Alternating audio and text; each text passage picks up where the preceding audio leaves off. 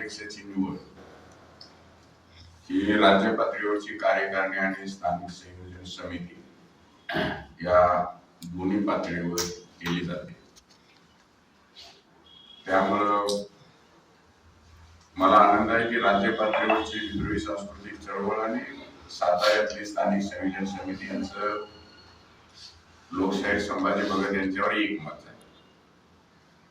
अध्यक्षपदाची यादीमध्ये त्यांचं नाव 1 नंबरला होतं आणि 1 नंबरच नाव सगळ्यांनी मानले. शाहीर संभाजी भगत हे विद्रोही ज्या सांस्कृतिक परंपरांचं प्रतिनिधित्व करतात, त्याच्यामध्ये दलित आदिवासी असतील, भटके विमुक्त असतील, राबणारा बहुजन समाज सगळा, स्त्रिया,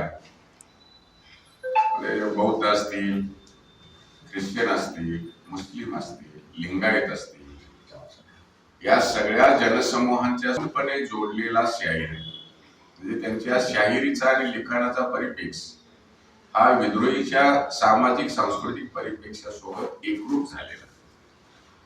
त्यामुळे आमच्या दृष्टीनं ही एक अत्यंत आनंदाची गोष्ट आहे की त्यांनी हो म्हणून सांगितलं शाहीर संभाजी भगत यांनी.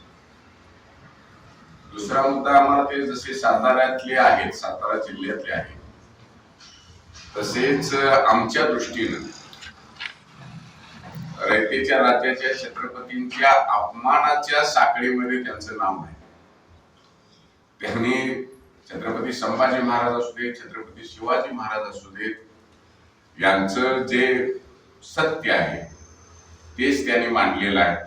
आणि आम्हाला त्याच्यावर जास्त भर द्यावासा वाटतो की संभाजी महाराजांची बदनामी करणाऱ्यांना ज्यांनी इथं साहित्य संमेलनाचे अध्यक्ष केलं त्यांनी तर हा आदर्श घ्यावा संभाजीचा, असं आमचं म्हणणं आहे.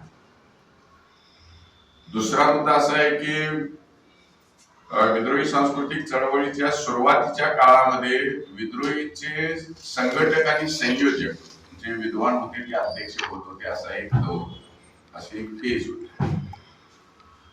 नंतरच्या काळामध्ये विद्रोहीशी सहमत असलेले काही साहित्यिक हे विद्रोहीचे अध्यक्ष झाले.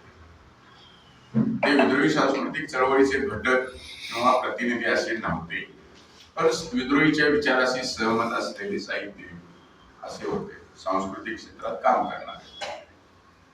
पण संभाजीपासून अशी आता नवी सुरुवात होते विद्रोही सांस्कृतिक चळवळीच्या दृष्टीने की जे विद्रोही सांस्कृतिक चळवळीचे संघटक आहेत, संयोजक आहेत आणि साहित्यिक म्हणून समाजामध्ये मान्यता पावलेली आहे. त्यामुळं हा एक नवा दौर आता विद्रोही सांस्कृतिक चळवळीच्या आणि महाराष्ट्राच्या सांस्कृतिक क्षेत्रासाठी सुरू होतोय की जे 100% विद्रोहीशी सहमत असलेले साहित्य इथून पुढच्या काळामध्ये महाराष्ट्राच्या समोर येत राहतील. हा कष्टकऱ्यांचा प्रभाव आहे, हा जाती अंताचा प्रभाव आहे, हा स्त्री पुरुष समतेचा प्रभाव आहे आणि हा शोषण मुक्तीचा प्रभाव आहे. तो प्रवाह घेऊन आपण पुढे चाललेलो आणि तो प्रवाह चांगल्या पद्धतीने वाटतोय. विद्रोहीनं रायगडची मोहीम परवा केली, तुम्हाला माहिती असेल, आपल्या संविधान दिवशी. त्या मोहिमेला 4000 लोक जमले होते आणि आता ती प्रत्येक वर्षी आपण करणार आहोत. आणि त्या मोहिमेतून दुसरी पंढरपूरची वारीच आपण तिथं तयार करणार आहोत. महाडला पहिल्यांदा 14 तळ्याला भेट द्यायची, त्यानंतर त्या मनुस्मृती दहन जागेला भेट द्यायची आणि तिथून रायगडला जायचं आणि रायगडला जाऊन वर तो मार्ग जो आहे आपला कार्यक्रम करायचा संविधानाचा. अशा प्रकारची भूमिका आपण घेतलेली आहे आणि त्या भूमिकेला खूप पाठिंबा लोकांचा आहे. म्हणजे अगदी इतका पाठिंबा आहे की आता आपणाला महाराज व्यवस्थापन करायची अडचण होणार आहे, एवढी संपूर्ण होणार आहे. वारकरी सगळे त्यात मोठ्या प्रमाणात आले, बाकीचे सगळे लोक आले. आत्ताच हे संमेलन तुम्ही मंडळी जे करतात संयोजक, हे फार चांगलं करताय असं दिसतंय मला. एकूण सगळे मी तासगाव मध्ये राहतो, मी जेवढं काही हे असेल गरज असते तेवढं येतो इकडं, एवढंच. आपण यावेळी सुप्रसिद्ध शाहीर संभाजी भगत यांचं नाव अध्यक्षपदासाठी निवडलेलं आहे.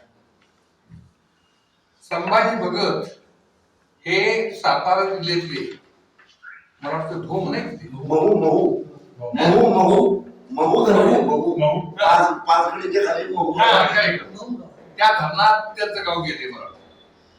आणि ते आमच्या महात्मा फुले हायस्कूल आपलं पाचगणीला ते हायस्कूलचे विद्यार्थी आहेत. बरं ते हा मग ते सातारा जिल्ह्यातले आहेत. संभाजी भगत एक आजच्या काळातला सर्वात उत्कृष्ट शाहीर, पुरोगामी शाहीर, कडवा शाहीर या दृष्टीनं महाराष्ट्राला प्रसिद्ध आहे. शिवाजी अंडरग्राउंड इन भीमनगर मोहल्ला या नाटकाला त्यांनी गाणी लिहिली. काही चित्रपटाला त्यांनी वेगवेगळ्या पद्धतीने मदत केलेली आहे आणि काही चित्रपटामध्ये त्यांचे प्रिय आलेलं आहे बाकी आणि त्यांची शाहिरी आहे ती फार महत्वाची आहे.